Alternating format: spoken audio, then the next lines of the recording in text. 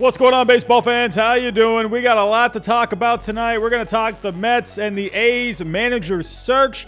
We got some Carlos Correa news, Trevor Story, Seiya Suzuki.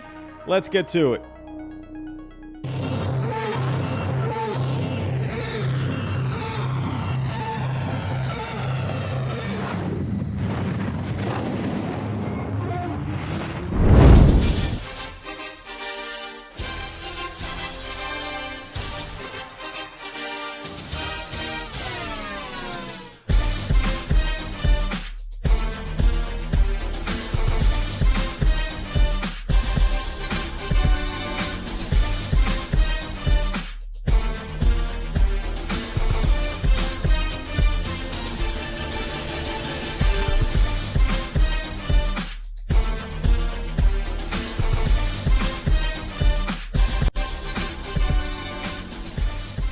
And what is going on, baseball fans? Hello. Right around 60 people in the chat. A lot of familiar faces. How's it going? How's everyone doing? You guys doing all right tonight? We talked a little bit about the Hall of Fame last night. So if you didn't catch that, go check that out. Talked about my Hall of Fame ballot for about 2 hours. So really dove into that. If you weren't able to catch that from last night, go check it out. I thought pretty well and hard about my Hall of Fame ballot, so I know there's still a while before they actually, get all the voting and whatnot done. But I figured, hey, why not? I get a head start on it. So that's what we did last night. But for tonight, we have a lot to talk about tonight. Just slightly bit of a more of a fluffier show tonight, more than I expected. We actually have some news out there, some rumors that have happened in the last couple of days. Hey, Carlos Correa, Trevor Story, Seiya Suzuki. We got the Mets. We got the A's. That's enough to talk about to put together a show for tonight. I am working on some content that I want to be pumping out this week, and definitely at least early next week as well. So be on the lookout for that as well. But everyone, I hope you're all well. Hope everyone's had a good day today. Hope everyone's had a pretty good start to their week. But let's not waste any more time. If anyone is new, hit that subscribe button for me. We're trying to get to 20K by opening day. Hit that like button for me. That way we can get this stream out there for more baseball fans that are feeling a little lonely during this lockout. It's some cold times. I feel like we haven't really heard anything about the lockout right now. Hopefully we start hearing something. Hopefully. But yeah, hit that like button for me. Hit the bell notification. That way you do get notified of any baseball news, any streams, any videos that I post. Also, share the stream if you can. So, everyone, let's just get to it here. We got, like I said, quite a few things to talk about. So, let's start off here. Hot. Let's talk about the New York Mets. The Mets have been all over the place, getting Max Scherzer, Starling Marte, Mark Canha, Eduardo Escobar. I feel like I'm leaving someone out. Who did I leave out? I'm leaving someone else out. But the Mets have been rather busy so far this offseason, but they need a manager. I don't know if anyone's noticed that, but they don't have a manager right now. They were able to get Billy Epler as their general manager, but there is no one running the ship in the dugout. So the Mets, as of right now, they do have some candidates that are lined up, and there is a very interesting name that has popped up. And actually, the latest here, let's talk about it. So the Mets actually, Bob Guerin, who the former Oakland A's manager, has surfaced as a possible candidate for the New York Mets. But the big one here, over the last couple of days, is Buck Showalter. And there is something out there that Max Scherzer would really like Buck Showalter as the New York Mets' next manager. Buck Showalter, I'm going to be honest with you, out of all these guys, you want to get a guy who's going to command respect. You want to get a guy who is going to be not just respected by your players, but just everyone in the organization. Buck Showalter, he's going to be a little more old school, but I feel like the players would love to play for Buck Showalter. This guy's a no-nonsense kind of a guy. He wants to win. Mike M has just subscribed. What is going on, my friend? Hello. Welcome. To me, Buck Showalter's the guy. You got to go get Buck. You got to get him out of, whatever he retired or whatever he is. He's working on TV and whatnot. But get this guy as your next manager. I would absolutely love that. Buck Showalter, a storied career. Let's actually go take a look at Mr. Showalter in his career. So, And that was also what I mentioned here. Pat Ragazzo mentioning that Mets ace pitcher Max Scherzer has made it known that he prefers Buck Showalter to be the team's next manager. Also, Jim Bowden, who, is not the most accurate out there, but I guess he has a little say. The baseball industry is being loud in support for Buck Showalter to be the next manager of the Mets. Most feel that his experience, attention to detail, media background make him the best candidate for this particular opening at this particular time with this particular owner. That was actually 41 minutes ago. Let's take a look at Mr. Bucky Buck. Taking a look here, a very solid career, over 3,000 games managed, over 1,500 wins, a 506 win percentage.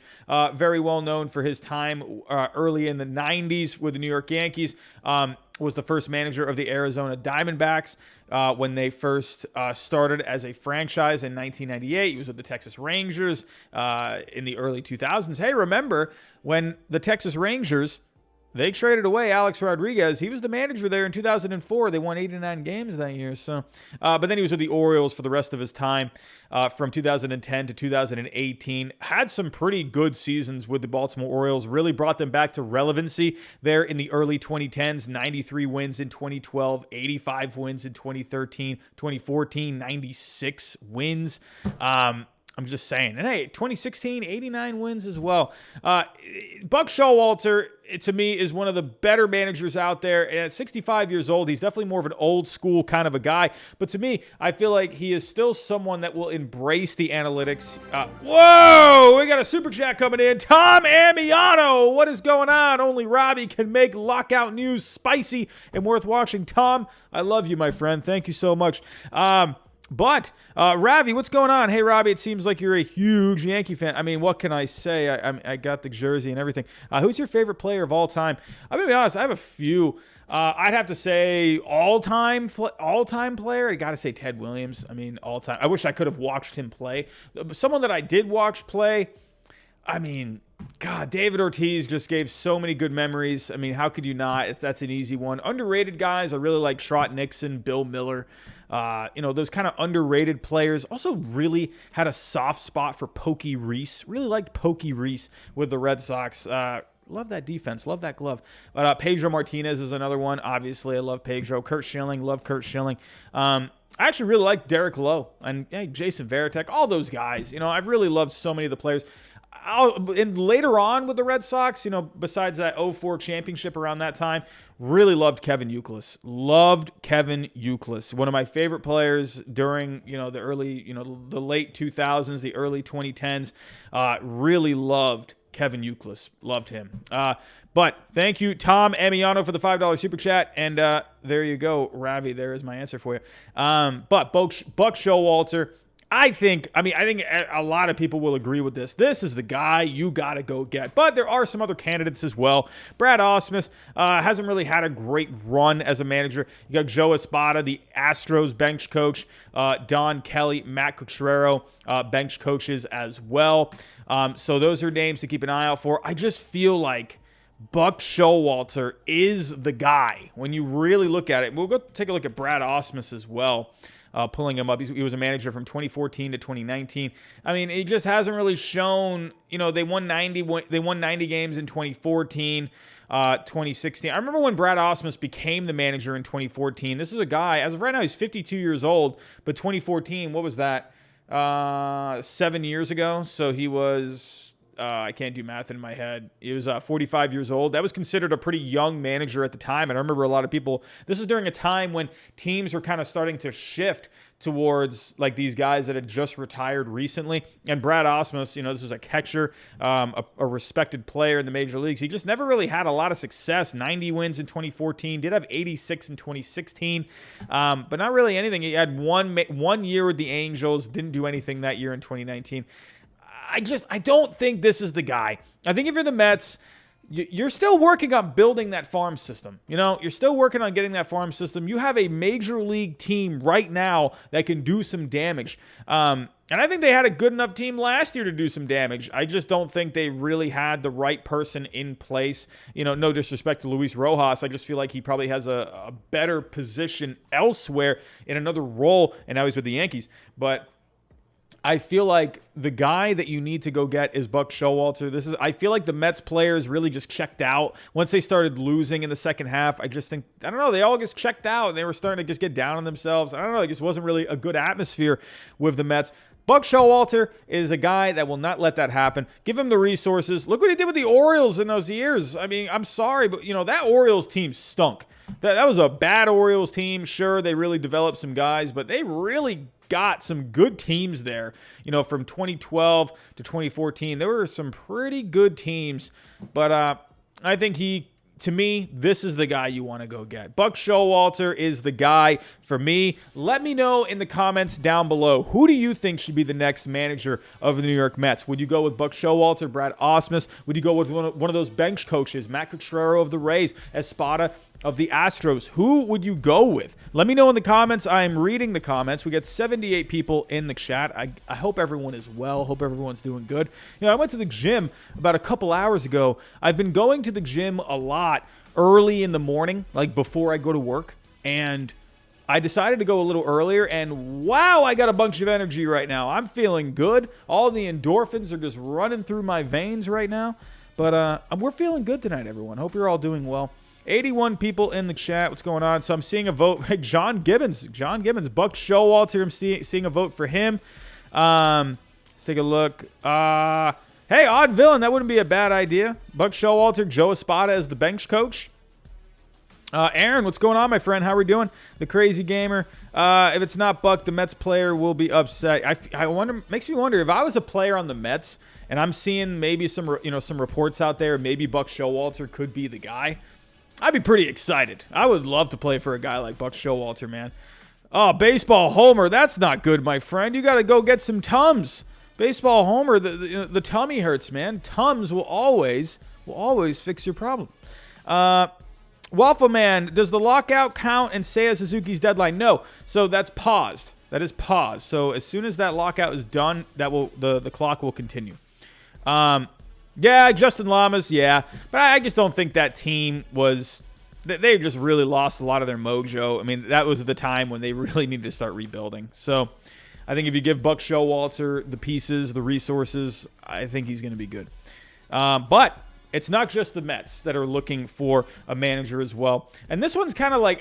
I would wonder who... This is kind of the complete opposite, where the Mets, they're looking for a manager that's going to help them win now. And the Oakland A's, I feel like they're just looking for a manager to just help them stay afloat. And as of right now, it's looking like 5 candidates are very strong for the Oakland A's. We mentioned the Astros bench coach earlier, but they have 3 guys in-house that are potential candidates. And then there's Will Venable, the bench coach of my Boston Red Sox. So let's go take a look at this right here, sharing the screen. In addition to the recently documented Matt Cotrero, that's another candidate. I forgot to put him on the picture. Matt Cotrero, I feel like it's only a matter of time before that guy gets a manager job. I feel like it just makes a lot of sense for that guy. He's been the bench coach for the Rays for the last few years. Very good teams. I feel like he would be an awesome manager. So hopefully Cotrero can get himself a coaching position or a manager position at some point. But 5 other managerial candidates for the vacant Oakland A's skipper position have emerged. Inside the current group of candidates are a number of names already within the Oakland organization. Third base coach Mark Kotsay, former Red Sox legend, bullpen coach Marcus Jensen, and hitting coach Darren Bush. Rounding out the group, Boston bench coach Will Venable, and then, like I mentioned, Joe Espada, the Astros bench coach as well. So, in my opinion, I feel like the guy... So, the reason they also, in case you've been living under a rock, the reason they do need a manager is that Bob Melvin was the Oakland A's manager, and the A's are trying to just get rid of payroll any way they can, and they let Bob Melvin out of his contract to go to the San Diego Padres. Who saw that one coming? But you know who I think is going to be the manager of the Oakland A's? I think it's whoever's going to be the cheapest. Who is going to agree to terms, for the contract that's going to help out the Oakland A's the most. I feel like I don't know. I feel like Mark Kotsay's name has been bouncing around a lot. For the last couple of years, I've seen his name emerge. He merged with the Red Sox as a managerial candidate. Pretty solid player in his career. He was always a Red Sox killer. Every time Oakland was playing the Red Sox, Mark Kotsay was just a thorn in their side. But then he came to the Red Sox in a trade. Red Sox legend. 2008. Played 22 games overall, hit 226, a whopping 226. And then in 2009, played 27 games, hit 257. That is just monstrous overall before going to the Chicago White Sox. But Mark Kotsay, very successful during his time with the Oakland A's, hit 282 during that time.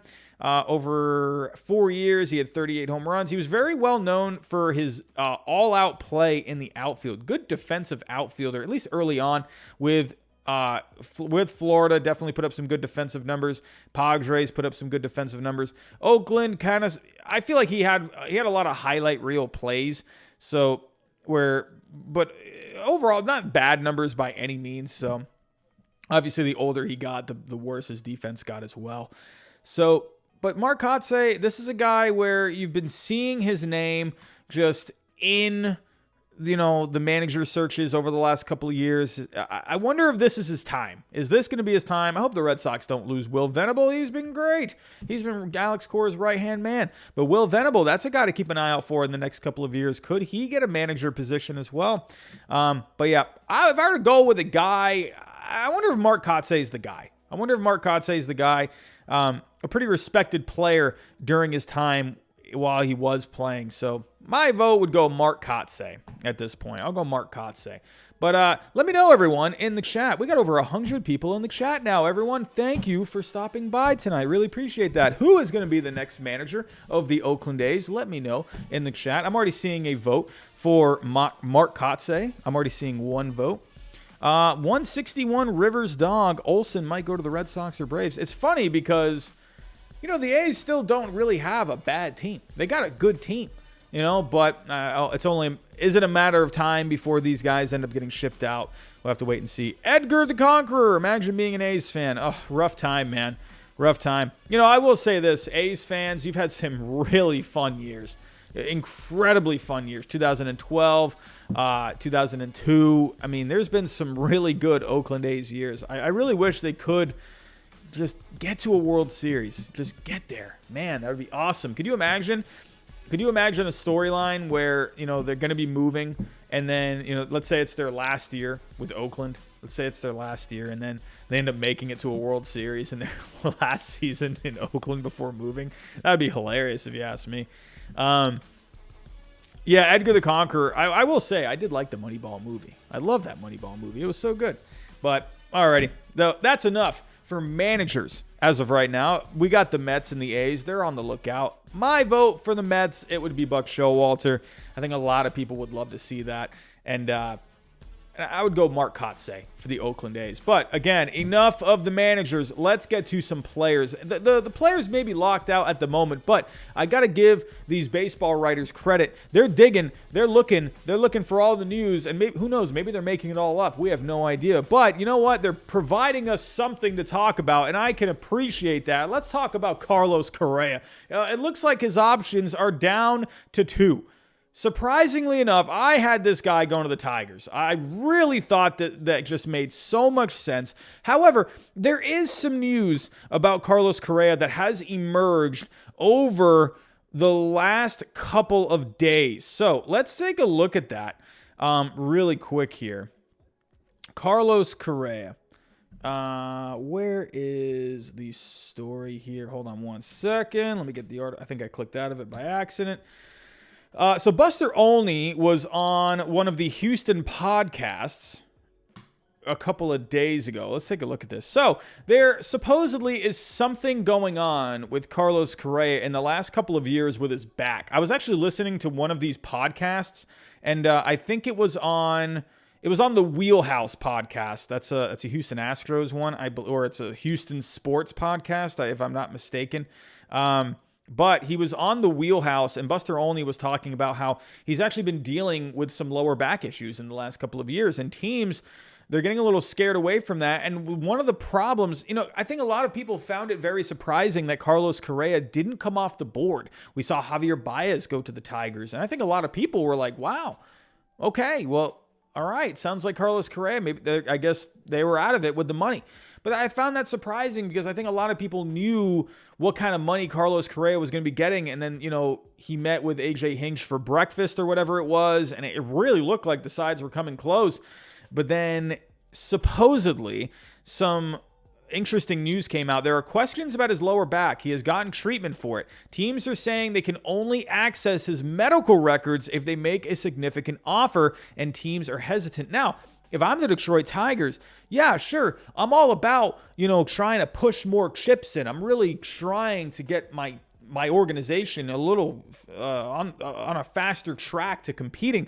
However, I'm not going to be silly at the same time. If there's a guy like Carlos Correa out there where, I'm going to have to spend over $300 million, I'm not going to be bringing in a guy who's got some back issues. And I'm definitely not going to be making a big offer for a guy that's not going to let me look at his medical records. I think that's a very, I understand obviously why they would want to do that, but they probably don't want to risk any, because their agents are trying to make the most money possible for Carlos Correa, obviously. So they're probably thinking from their camp, hey, his back's fine, but he's had issues with his back in the past, so there's probably been some MRIs, there's probably been some doctor reports and whatnot that are in his medical records. So teams, they might use that to their advantage. I'm not saying there's anything really his back right now could be completely fine and he feels great, but if that is in his medical records in the past, teams will try to use that as leverage and say, oh, well, hey, you know what? You got an MRI on your back a couple of years ago. You've had a couple of, trips on the DL or IL, looking at that lower back, or even if he hadn't, I can't remember if he's had any trips to the IL for his back or not. But even if he didn't, whatever, let's say he was looking at, he was going to the PT, the physical therapist for the Houston Astros, going to the medical staff, having them look over his back. They got to document that stuff. You have to document that kind of stuff for insurance purposes. So that's going to be in his records. And if teams see that, lower back can be kind of an issue. You don't want to mess around with the lower back. Trust me, I've had some lower back pain in the past. It's not very fun. But I think that's what happened with the Detroit Tigers. I think they were probably really wanting to sign this guy. They probably really thought this is a great fit. This is a marketable player. This is going to be the guy that we can really build our team around. This is our shortstop for the long term. And then they said, okay, well, hey, we want to look at the medical records. Can you just show us? And they probably said, nah, not unless you offer us something. And if I'm the Detroit Tigers, that's like going to buy a car, right? Let's say you're looking at buying a used car, right?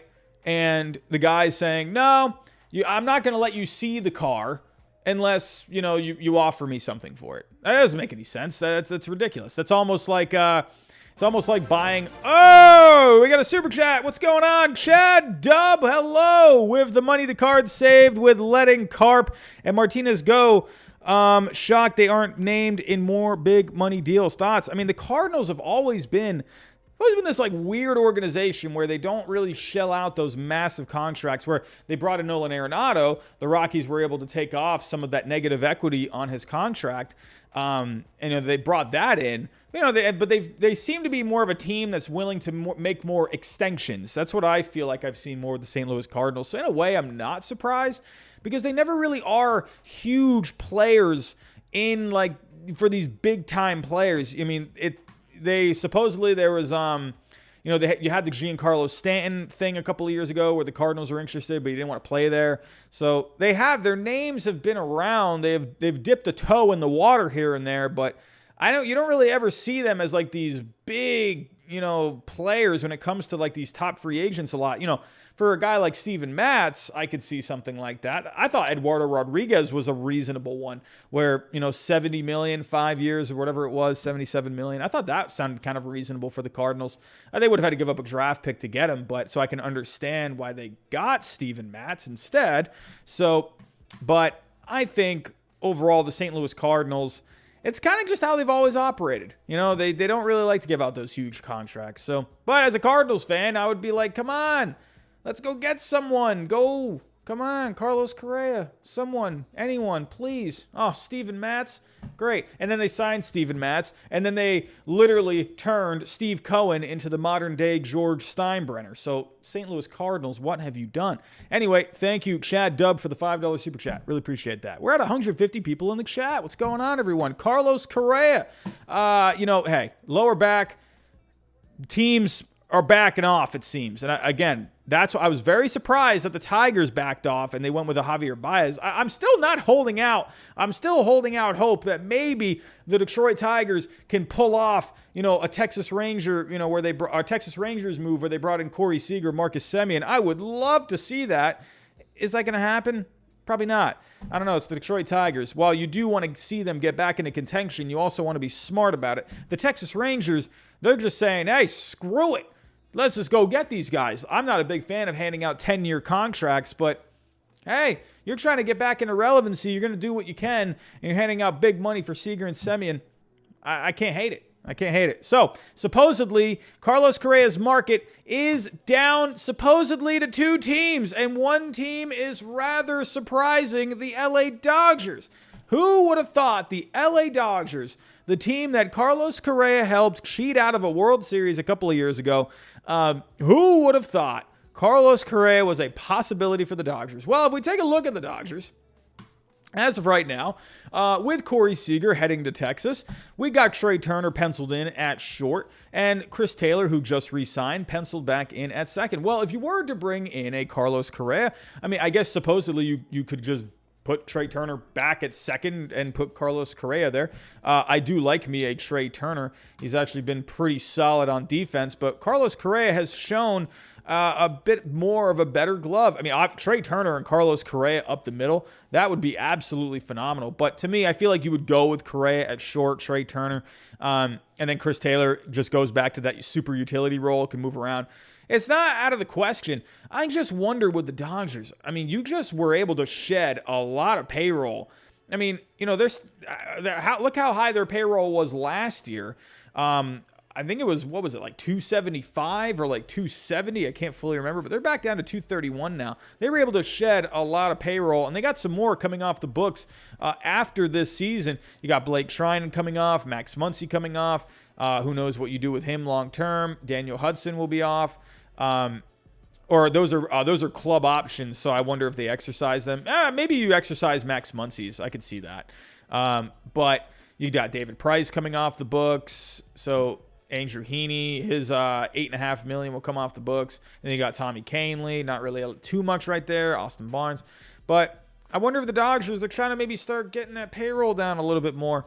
It would be nice if they could reset, because if you can get back under the luxury tax line before the start of the season, that will reset all of the fees that you have to pay. So I would imagine the Dodgers would love to get under that luxury tax line, so they're not having to keep paying fees, they're not having to keep giving up, draft pick positioning and whatnot, international signing money. Those are things that you have to, fork over if you're going to keep being over the luxury tax line. And who knows how that ends up working out with the new CBA. Eventually, I feel like they're going to have a new one, but who knows what ends up happening with that. So I think with the Dodgers, I think they're trying to get that payroll back down. I don't know. When I'm looking at Carlos Correa, I don't know. I feel like they brought in Trey Turner, and that was their guy. And they probably want to get him locked up. To me, if you're the Dodgers, I don't know. I'd rather just sign Trey Turner, who's going to be a free agent after this season. Go get him locked up. I think that's your shortstop right there.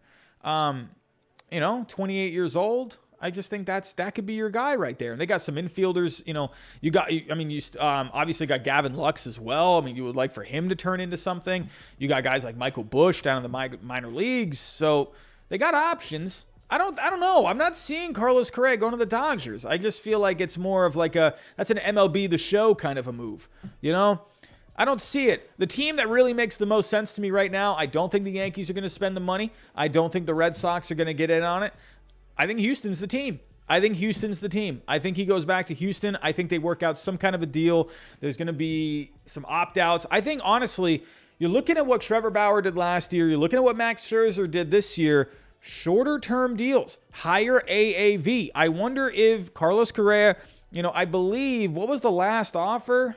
Astros offer Correa, what was it, 5 years and 160? There it is, 5 years, 160. So as of right now, 160, I can't math in my head. 160 divided by 5, 32 million per year. Now, I want to take a look at Francisco Lindor's contract. His AAV is 34.1. Now, Carlos Correa, he's probably looking to get more than that. I don't know. Do you give more to Francisco Lindor or do you give more to Carlos Correa? That's a pretty interesting one. I don't think you go 10 years.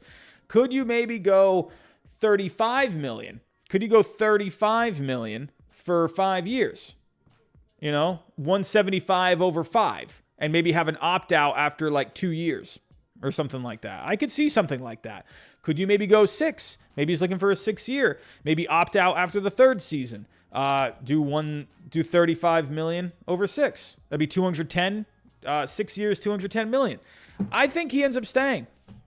Now that I see it, I always wondered if Correa would end up staying, in Houston. I just figured the Tigers were going to go get him.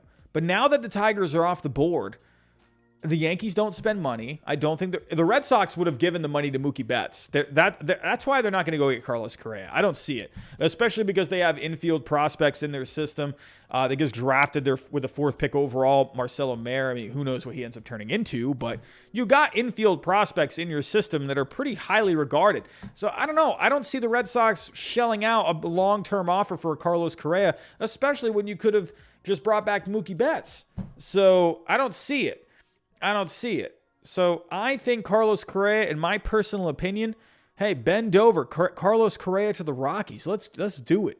Blockbuster deal. Let's do it. I think he ends up going back to the Astros. I think that's where he's going to go. I think they're going to figure it out. I think they figure out maybe like a shorter deal. I think they do that. And then he can test himself. What is he? He's only 27 years old. Xander Bogaerts right now. He's going to be testing out the free agent market in a little bit, and he's going to be opting out. And how old he is? I think 32 almost. Oh no, he's 29. Sorry. So I mean, you could have Carlos Correa go back out there. I think they end up doing that. I think they do like a 5-year deal. 5 years, 6-year deal, and they do an opt out after the 3rd year. I think that makes a lot of sense. He's only 27. He just turned 27 years old. Let's do a 6-year deal. Opt out after the 3rd year. If you really want to, or maybe an opt-out after your 2nd year. I don't know, something like that. If you want to go test the market again, let's do that. So I think Correa ends up back with Houston. That's what I'm thinking. So let me know what you think down below in the comments. Where is Carlos Correa going to end up? Do you think he ends up back with Houston like I think he's going to? Do you think he's going to go to the Dodgers and shock the world? Do you think he goes to the Colorado Rockies, like Ben Dover mentioned in the chat? Do you think he goes to the Yankees, the Red Sox? Where do you think he ends up going? Maybe the Angels jump in. They love to throw money at infielders. Why not? Let's do it. Justin Rodriguez, he's thinking Carlos Correa to New York. Christopher Simons, what's going on? I don't want him back in Houston. That's so boring. I know, it's always so boring when players just re-sign. But, hey, what can you do? Astros fans, I think, would like it. Supposedly, I was actually reading today that the Justin Verlander deal is actually not official. It's not official yet. So, wondering what's going on with that. Justin Verlander, you doing all right? What do we got going on? Hey, the Crazy Gamer. Maybe the Cubs. Could the Cubs maybe come out of nowhere? Hey, well, I'm just saying. You got this lockout going on right now. Teams are sitting on their hands right now. Could you just have, Jed Hoyer of the Chicago Cubs, he wakes up tomorrow morning in his silk pajamas, sipping on his hot cocoa, and he just says, you know what? I want to sign Carlos Correa. Could that happen? Why not? Let's do it. I mean, if you're the Chicago Cubs, I think that would be awesome. Edgar the Conqueror, I've actually thought about doing that before. I just need to figure it out. I think maybe I could do Skype or something. I'm not sure. I think that would be pretty cool to do fan calls. I think that'd be cool. So, but then you always got to wonder about the calf neck army, the giraffe neck mark minions. Or would they spam the phone line? I think that could possibly happen. So you're gonna watch out with that. Hey, Roman Johnson, maybe the Twins could get in on something. Yes, Chris G. We were just talking about the lower back of Carlos Correa. Hey, lower back issues never fun. So. I know a thing or two. I do powerlifting. I've had many times where my lower back is just absolutely killing me. So I know. Carson, you're thinking the Angels. Okay. Lil EJ23 going to Chicago. Let's do it. Alrighty. Let's move on to another shortstop, shall we? So we got another one where I'm really wondering if the Red Sox bring in Trevor Story. I'm wondering if, I don't know, man. I'm wondering if this is happening. Right now, the Red Sox and the Astros, it seems like they're showing the most interest in Trevor Story. Let's go take a look at Mr. Trevor Story, shall we? So Trevor Story is a very interesting case. So taking a look here, let me click out of some of these. Here we go. Trevor Story. Here is the story. The Boston Red Sox, Houston Astros have expressed interest in free agent shortstop Trevor Story, reports John Heyman. Let's see what Heyman tweeted out here. That's not the tweet. Where's the tweet? All right. Oh, it was on a podcast. Okay, so Odyssey Sports MLB insider John Heyman says that in addition to two teams pretty consistently linked to Story, the Red Sox might be a player for the two-time All-Star. Story, I've heard 3 teams, Seattle, Houston, and Boston. So it would be interesting to see with Boston. Obviously, he could start out at second base potentially, and we'll see what goes on from there. I'm telling you right now, if Trevor Story comes to the Red Sox, I swear you better make him your shortstop. I swear, if you have Trevor Story on that roster and Xander Bogaerts is starting at shortstop on opening day, I will lose my mind. That is that makes me think of when the Yankees got A-Rod. Alex Rodriguez, maybe this is some kind of a pipe bomb here, but Alex Rodriguez should have been the shortstop for the New York Yankees. Sorry if you hate me. I'm telling Derek Jeter was not good defensively. I don't care. I know that people like to joke about that. I am dead serious about that. Derek Jeter was not a good defensive shortstop. Had a lot of good highlight reel plays. Alex Rodriguez should have been the shortstop. But I digress.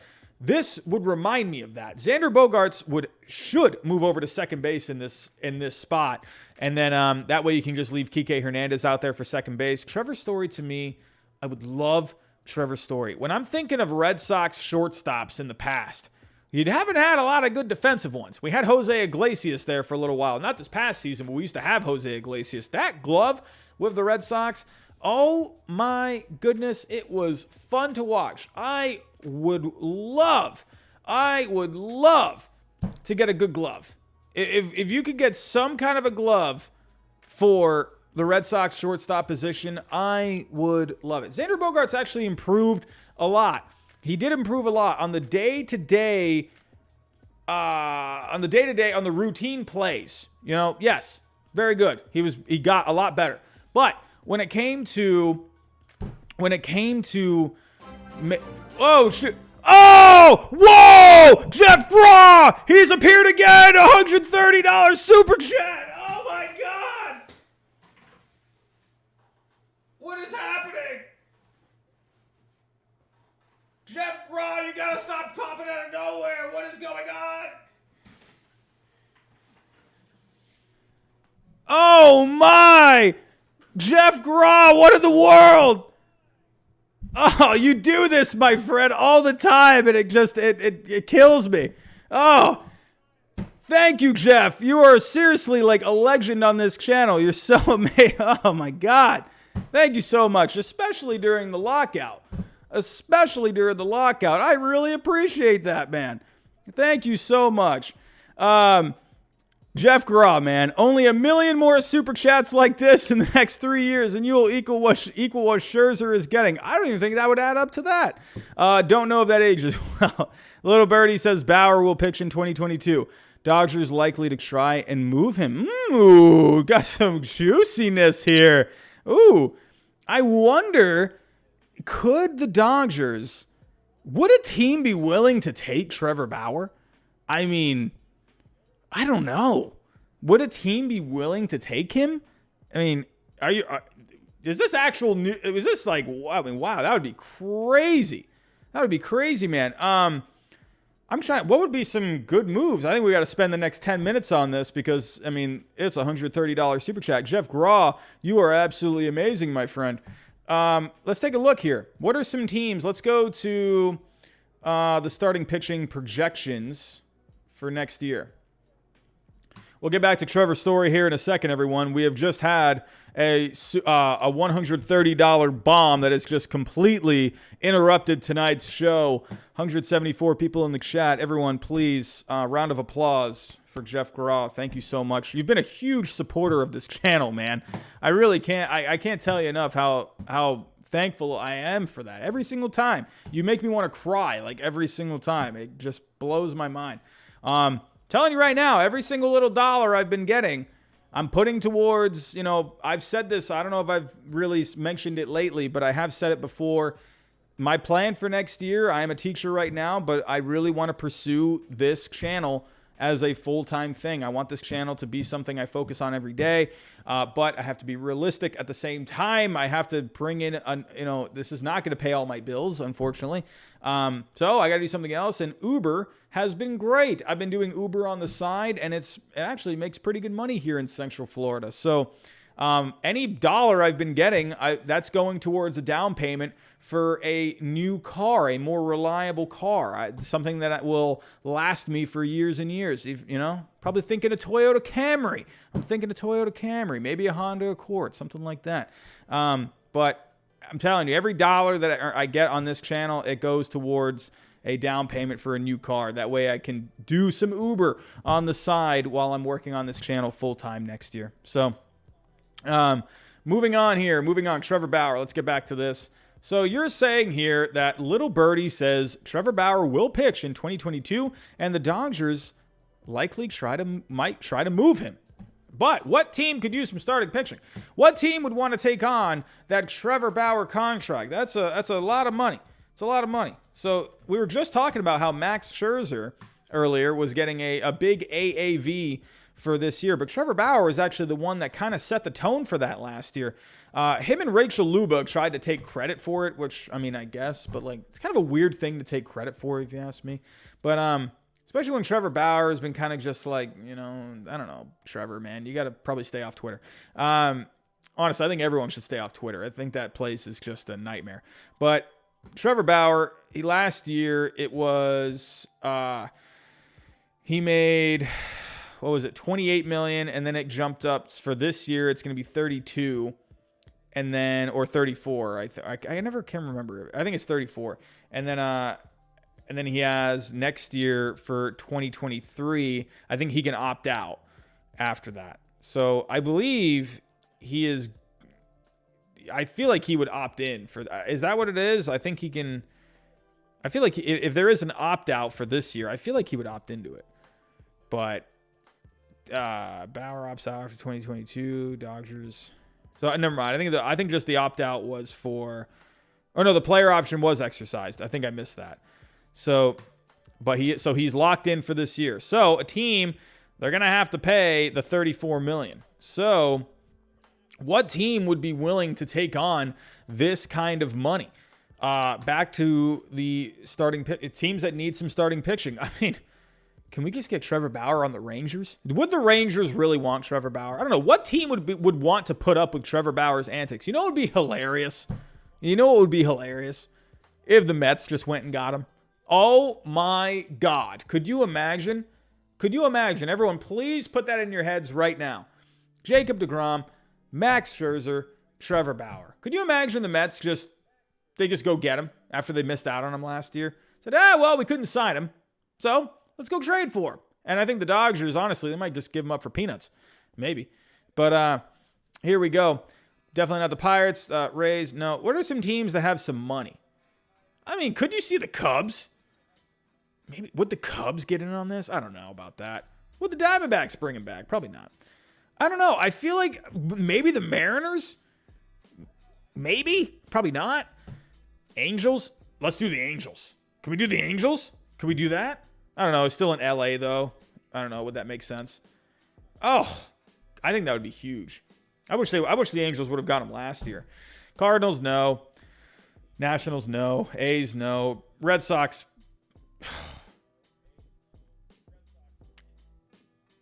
I don't know.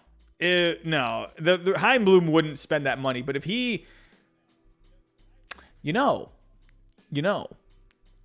me out, everyone. Hear me out.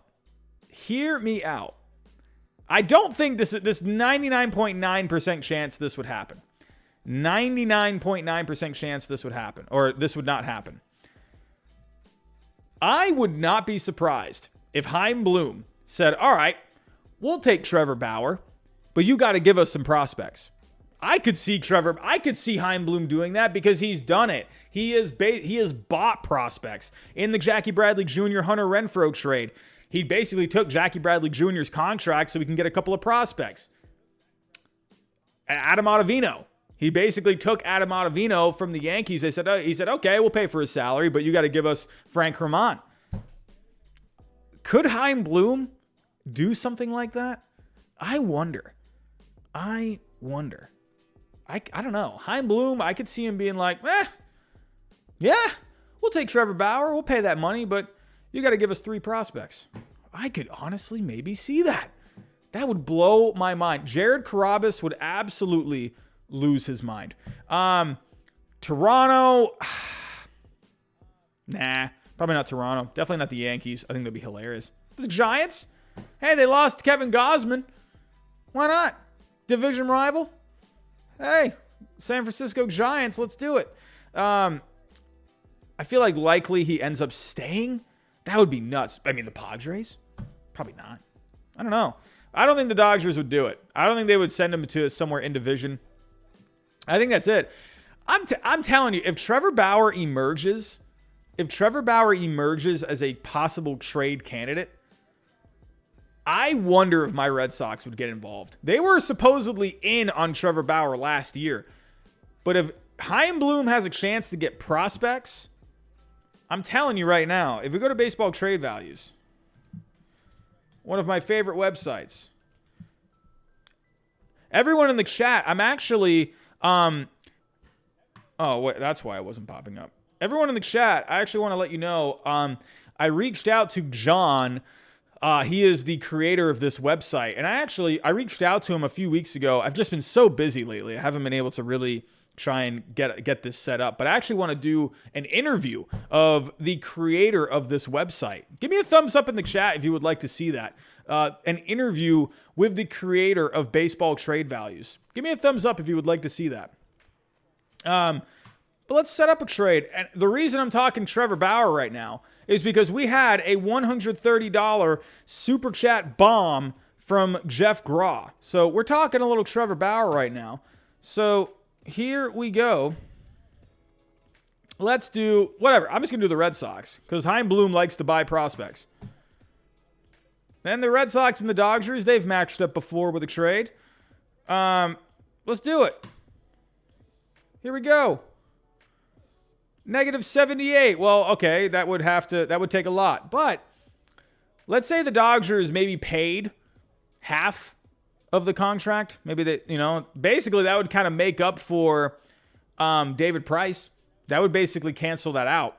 So because the Red Sox are paying half of David Price's contract, so the Dodgers, if they paid half of Trevor Bauer's, that would kind of cancel it out, right?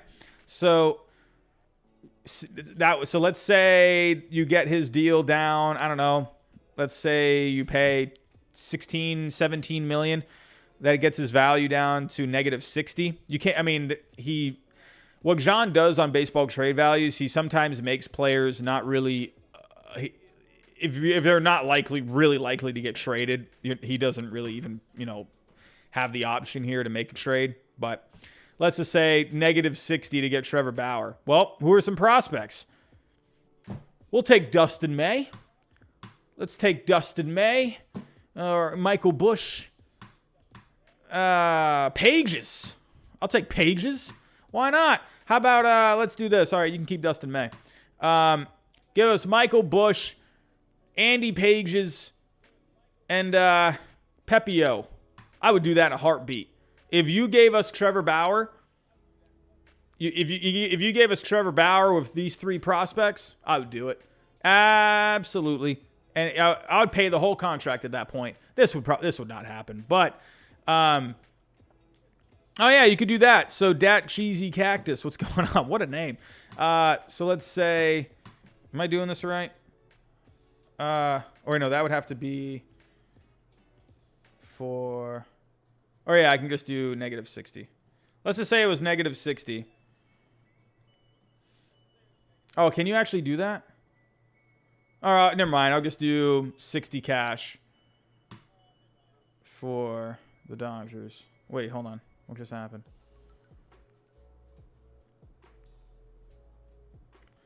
Let's do 60. Let's just say that's Trevor Bauer, but it's negative. So I'm just putting cash here to just make it look like Trevor Bauer. But it's negative, though. So can you put negative cash? No. Let me see. Let me do it now. No, I won't let me do negative. But yeah, so basically what I'm doing here is because Trevor Bauer has a negative value, it would probably take 50 to 60 million worth of prospects to get rid of him. So right now he actually has a negative, according to baseball trade values, he has a negative 78 value. So if you were to pay, whatever. Let's say you don't pay anything. Negative 78. Well, that would mean you have to give up more prospects at that point. So, I don't know. I feel like something like this. Give us Bauer, and you got to give us 3 prospects as well. I don't know if you really want to get rid of Trevor Bauer. You're gonna have to shell out some prospects. I could totally see Chaim Bloom doing this. Whatever. I mean, at this point, Chaim Bloom. Oh, we got a super chat. Philip Beasley. If my Sox take Bauer, I want Cartaya, Lux, Gratterall. Oh, Chaim Bloom would be like, give us Gratterall. He loves Bruised-Ar Gratterall. Chaim Bloom loves Bruised-Ar Gratterall. Let's actually throw him in here. What would that cost you? 13.4. Why not? Let's do it. So I don't know. Let's take out Pepio. God, I don't know. This isn't gonna happen. There's no way. You would basically just be you'd be giving up Bauer and prospects. I don't know, man. I think if you're the Dodgers, I think you got to think. It's not like I don't know. The Dodgers they're definitely owning the risk of signing Bauer. I mean, look what ended up happening. They didn't obviously expect that to happen, but I think it depends. How badly do they want to get out of that? Do they want to get rid of that negative publicity? Are they willing to put up with it for another year? I don't know. I feel like they're just going to end up keeping him because you're going to have to give up a lot to get rid of him, or you're going to have to take on another bad contract. The Red Sox don't really have. I mean, Jackie Bradley Jr., he's their worst contract right now. I don't know. Could you send back like Barnes or something? But that's not even a lot. It's negative 4.9. Even JD Martinez is negative 9.6. So I don't see that happening. I don't know. I think that's going to be really tough. I mean, unless maybe, let's say you do a deal where, if the Dodgers would want a player, if they would want a player back, maybe you could send back something like JD Martinez, to open up that DH spot. And then for the Dodgers, that would be another bat. Could you do that? I don't know. I mean, that would make it maybe pretty close. You'd have to send out cash. Let me put this back on. Let's just take out Gratterall. I mean, could you do something like that? Trevor Bauer, Michael Busch, Andy Pages, Ryan Pepio for JD Martinez. Could you do that? I mean, I don't know. I'm just trying to think here. If you're Chaim Bloom, I think, honestly, I don't think he would shy away from a deal like that. I don't know. I don't think the Dodgers would do it, but this is kind of what it would take. I don't know. You'd have to get really creative. I don't know. If Trevor Bauer, if they say he's innocent, if they say, hey, not enough evidence or whatever, come pitch. Whatever. I mean, don't get yourself involved in any more shenanigans, Mr. Trevor Bauer. But Why not? Why would I not want to bring in Trevor Bauer? I mean, I think maybe his antics might get a little annoying. I'd be okay with Trevor Bauer for a couple of years. Why not? I'd be absolutely okay with it. Absolutely okay with it. But we're talking about Trevor Bauer right now because Jeff Graw, the legend Jeff Graw himself, left a $130 super chat, and he mentioned that if you actually scroll all the way back up, that's where you'll see the $130 super chat. Says Little Birdie says, I cannot speak. Little Birdie says Bauer will pitch in 2022. Dodgers likely to try to move him. Best fit. We'll have to wait and see. My guess is he ends up staying. I feel like he ends up staying, but if the Dodgers really are inclined to get rid of him, they're going to have to give up some prospects to get out of that contract. So we'll have to wait and see. Thank you, Jeff Graw. Thank you so much. So moving on. Let's move on here. We were talking about Trevor Story earlier. And so the Red Sox supposedly are in on Mr. Trevor Story. So, and there's a couple other teams. There's Seattle and Houston. I feel like Houston right now, I feel like they want Correa back. I think they want Correa back, but I think they're keeping tabs on Trevor Story. They're saying, hey, you know what? We don't know what's going to happen with Correa, but we got Story here as well. Hey, Trevor Story, you know, we're interested. We're kind of seeing how the market's playing out for Correa. That's our hometown guy. We want to try and bring him back, but if it doesn't work out and you're still available, we would like to come up with some kind of a deal. So that's what I think. Seattle's interesting because you have J.P. Crawford, but I think honestly, if you have a chance to make a deal, I think you do it. You do it. If you're the Seattle Mariners, you do it. I know J.P. Crawford, that's your guy at short, but to me, if there's a way to make your team better, you take that chance. You take that chance. So, but Boston, to me, I think it makes a lot of sense.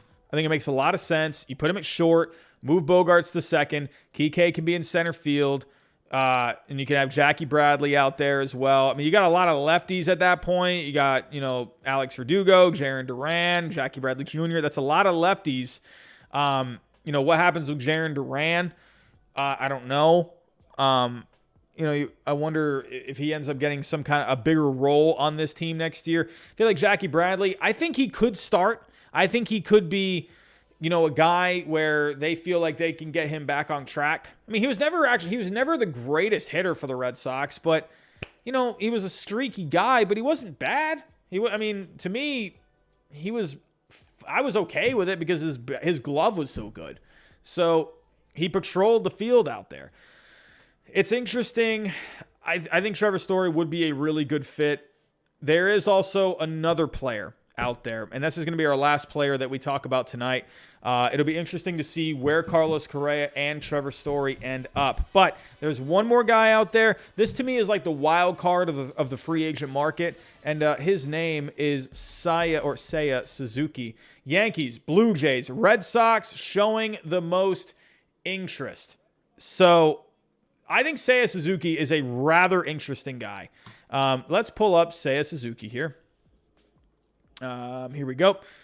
So this is on Boston Sports Journal. According to Sean McAdams, so he was writing here that Major League source reports the Yankees, Blue Jays, and Red Sox have been the most aggressive in their pursuit of Suzuki. Teams can hardly be certain of the player's attention. So it's interesting. I wonder if the Yankees would want to hop in on this.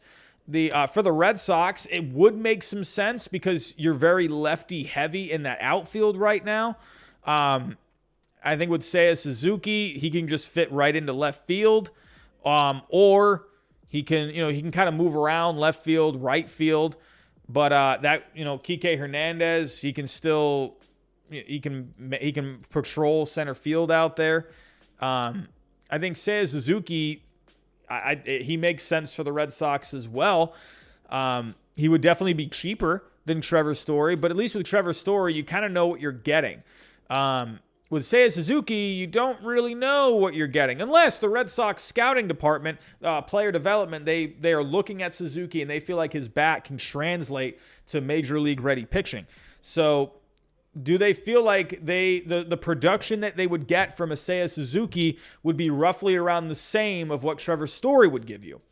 The difference with Trevor Story is that you would get a glove. Now, does Chaim Bloom think that the extra money you would have to pay for Trevor Story, does he think the glove it would be worth that much more for the glove? I love me a good glove. So if you can, I don't know, if you can get that glove at shortstop, I'm all for it. But Seiya Suzuki would definitely be a bat where he definitely can shoot some monster shots out there, no pun intended, and that would work well with the Green Monster. So right-handed bat would fit pretty well at Fenway Park. So Trevor Story, though, his bat would also fit very well. I think it comes down to the money. You know, what is going to give you the most production per dollar? I think it's when you look at it.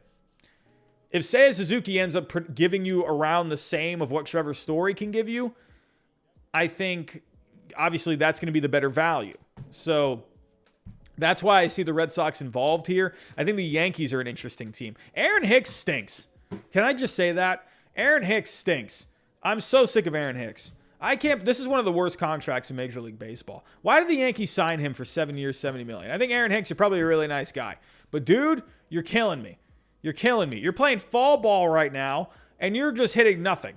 You're playing for Escogido in the, the Dominican Winter League. He's hitting 206 with a 289 on base. Aaron Hicks, what the heck are you doing? What are you doing? And, oh my God, that's your center fielder?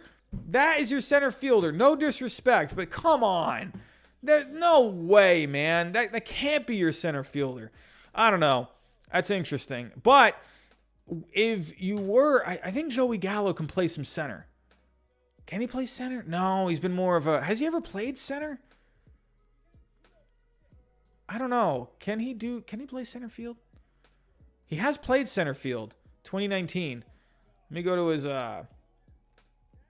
he's actually played pretty well in center field. He has 2 defensive runs saved, 3.1 UZR. He could play center for the Yankees. And you could put Seiya in left, and then Aaron Hicks. I don't know what the heck you do with him. I guess that would be your 4th outfielder. Maybe that would be better for him. Maybe that would be better for Aaron Hicks at this point.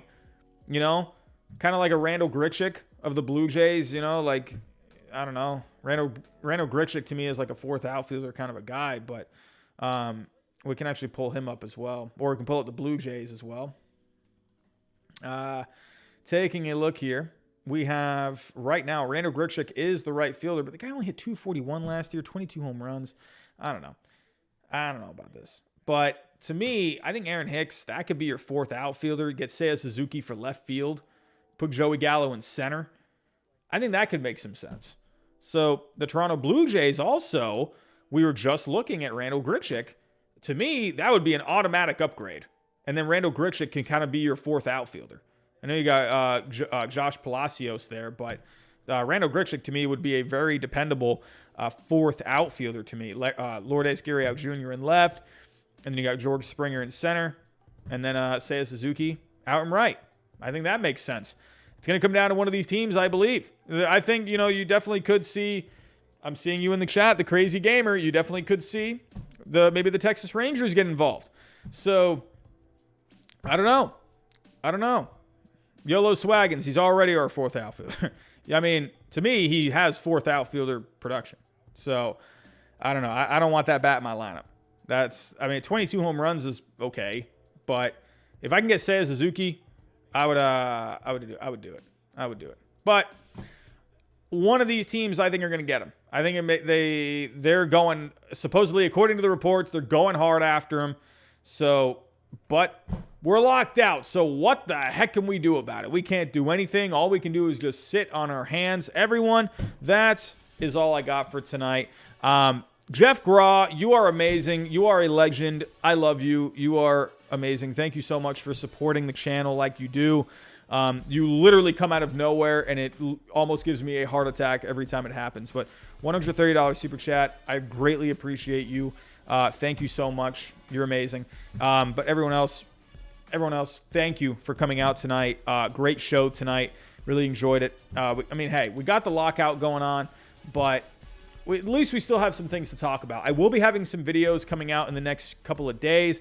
I'm going to be starting to go back in time and look at some classic teams and classic playoff series. So be on the lookout for those. I'm going to be talking my first two. I did a vote on the community tab on this channel. The first team that you all voted for me to go back in time and recap was the 2016 Chicago Cubs. And believe it or not, the first playoff series that I'm going to go back in time and review as well, and I'm going to give it a rating out of 5 stars, is the 2016 World Series. So very Chicago Cubs heavy on those videos. I will be doing MLB The Show. It's just very busy at work right now. We got Christmas break coming up. I'm swamped. I'm just trying to fit all this in anywhere I can. So yeah, I'm basically working 3 jobs right now. I'm teaching full time, doing the channel, which I love to do, but I'm also doing Uber on the side too. So trying to fit it in anywhere I can. But everyone, that's all I got. I appreciate you coming out tonight. Thank you so much, everyone. Have a good rest of your night. I will be back tomorrow night in some capacity. I'll probably go live tomorrow night. I'll probably do some kind of a tier maker or something tomorrow night. So be on the lookout for that. Everyone, have yourself a good night, and I'll talk to you next time.